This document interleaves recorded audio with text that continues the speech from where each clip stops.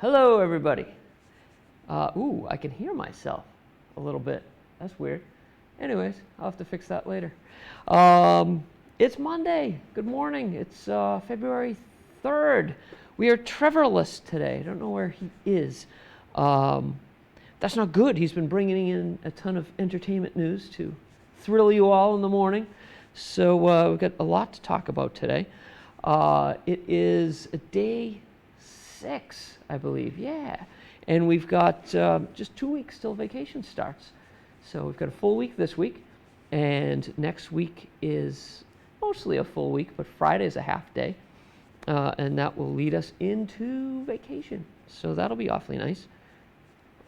Little relaxation. My big plan for February vacation is I think I have a dentist appointment, so that'll be exciting. Hopefully I can figure something fun to do other than going to the dentist, which is terribly fun. Ooh, I'm getting information here. Oh, no big deal. All right, so anyway, what do we got going on here? It's February 3rd.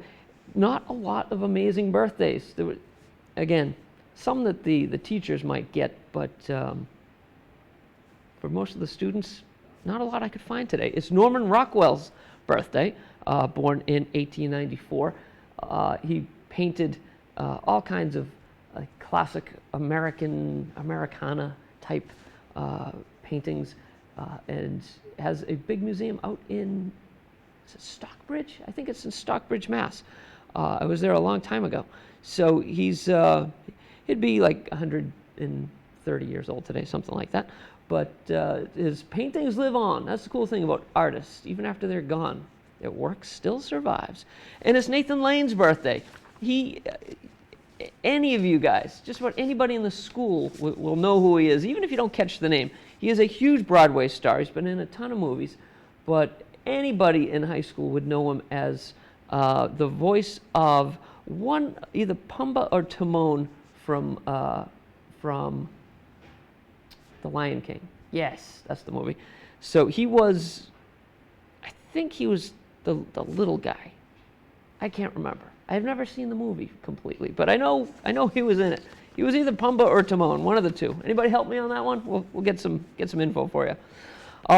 And today's a big, huge day in rock and roll. It's a sad day for rock and roll.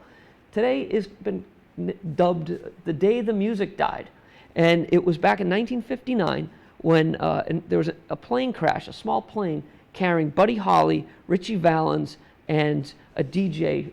I don't know his real name, but he was called the Big Bopper, and the pilot, who I don't have his name, I'm sorry, all passed away in a plane crash after a concert. So there was a famous song by Don McLean called The Day the Music Died, or was it called American Pie? American Pie, about the day the music died. So yeah, very sad day for music. Amazing to think what Buddy Holly was 22. And Ritchie Valens was 17. He wrote the song La Bamba. Man, what could have happened if they didn't pass away so young? So we got that going on. I'm trying to keep track of time. I want to hit you guys up with a little bit of history written by our students here at school, because February is Black History Month, and I always feel weird. They call it Black History Month, but is it more politically correct to say African American? I can never tell. I don't want to be disrespectful. It drives me crazy. So this one, to start it all off, one of the most important figures in African American history is Frederick Douglass. And this was written by a 9th grader named Sean. Won't give last names because I don't want to freak anybody out. But we'll be reading these during the month. And if you would prefer to read it yourself, I would love to have you come down, sit here with Trev and I, or just me if Trev's absent, and read your story that you wrote. It would be really cool. Or even just sit in. I'll read it and you can comment on it. So this one is about Frederick Douglass. Here's the deal. Black History Month. A lot of comedians joke that that they were given the shortest month of the year, and there's all kinds of just funny jokes and stuff like that. But February was picked because it's Abraham Lincoln's birthday month, and Frederick Douglass, who I'm going to read to you about. It's his birthday month. So that's why they chose February to be Black History Month. So this is a little bit about Frederick Douglass. Again, written by our friend Sean, freshman. Nice job, Sean. Frederick Douglass was born into slavery in Talbot County, Maryland. Douglass was taught to read by his slave owner's wife at the age of 12. Douglass decided to share his knowledge with other slaves. For example, he taught the slaves on the plantation how to read the New Testament. A few years later, he was sent to a new owner named Edward Covey, a man known for slave abuse. Covey beat Douglass until one day Douglass fought back and was never abused again. Eventually, Douglass escaped the plantation. During his escape, he met Anna Murray. He fell in love with her, and in 1818 they married. They settled in New Bedford, Massachusetts, because of his prosperous black community. They had 5 children together. After his wife died, he married Helen Pitt, a women's rights activist from New York. His children disapproved of the relationship, as it was seen as controversial by many. Not only was Pitt white, but she was also 20 years younger than Douglass. Throughout his life, Douglass was known for many achievements regarding the abolition of slavery. His first speech was delivered at the Massachusetts Anti-Slavery Society's annual convention in Nantucket. Later in his life, Douglass traveled to Britain and Ireland for 2 years and spread the word of the cruelties of slavery in America. He gathered enough money overseas to come back to the U.S. as a free man. Douglass's most notable contribution was his abolitionist newspaper, the North Star. The newspaper's motto was, "Right is of no sex, truth is of no color, God is the father of us all, and we are all brethren." Frederick Douglass is an important historical figure due to his contributions to the abolition of slavery. Douglass risked his life to teach slaves how to read. He informed people from America all the way to Ireland about the unjust slavery in America and influenced many against it. Through lectures, autobiographies, and his famous newspapers, he was able to spread his message, such as anti-slavery, women's suffrage, and the urge for black men to join the Union Army. He will always be remembered for his saying, "If there is no struggle, there is no progress." A timeless quote that has relevance even in today's society. Nice job, Sean. That's very cool. So again, if you prefer, I would love to have you guys come down and read it yourself. Or, That was a little biography about Frederick Douglass by one of our freshmen. And we're going to do that every day for February to get a little knowledge in your noggins. So let's see, we got about less than a minute to go.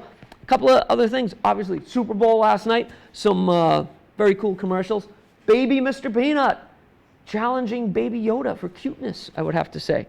I still think Baby Yoda takes the prize, but Post Malone had a pretty interesting commercial, I thought. And who else? Tom Brady's commercial was insane. That was the whole, he put up this thing on Instagram and was, had everybody freaking out. Was he walking into the stadium, walking out of the stadium? It was just a commercial. So we shall see. Everybody, it's fun to listen to. People are saying he's absolutely leaving, he's absolutely staying. We won't know until March. So that's it, my friends. Hopefully there's more than one of you watching.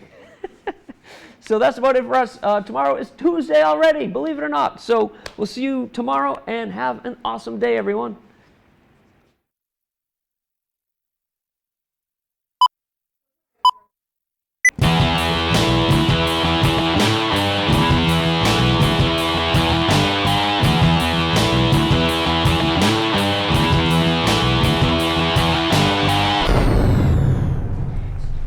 Morning, Walpole High School. I'm Chris Capozzi. And I'm Ryan Piersak. Welcome to the Rural Report. Today is Monday, February 3rd. It is a day 6, and we start with period 8. Now please stand for the Pledge of Allegiance.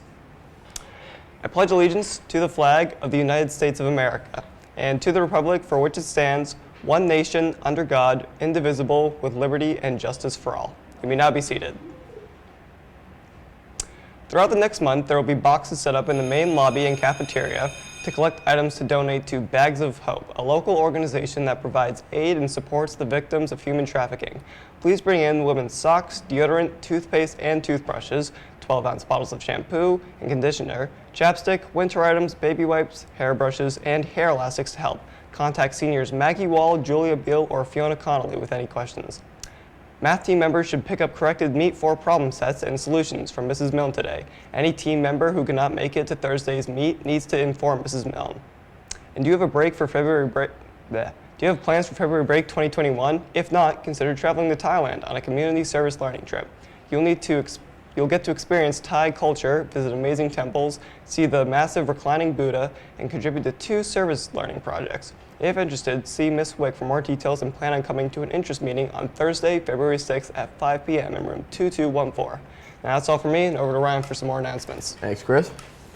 For any students who are interested in the Washington, D.C. trip this upcoming November for the 2020 election, there will be an informational parents meeting on Tuesday, February 4th at 6 p.m. in the Media Center. If you are interested and were not able to come to our first meeting, please feel free to stop by Ms. Rafferty's room, 3129, to get more information and handouts. And congratulations to the mock trial team for its win against Canton on Friday. There were great performances all around as the team scored its highest point total ever in a competition.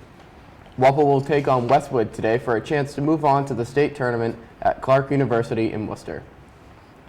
And come down to Conrad's on Wednesday, February 5th from 4 p.m. until closing to enjoy some great food and raise money for the speech and debate team. Conrad's will donate 15% of your bill to the club.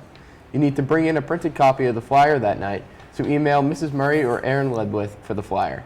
You can also print a copy of the flyer from our social media pages on Instagram and Facebook. That's all for the news, Walpole High. Have a great day.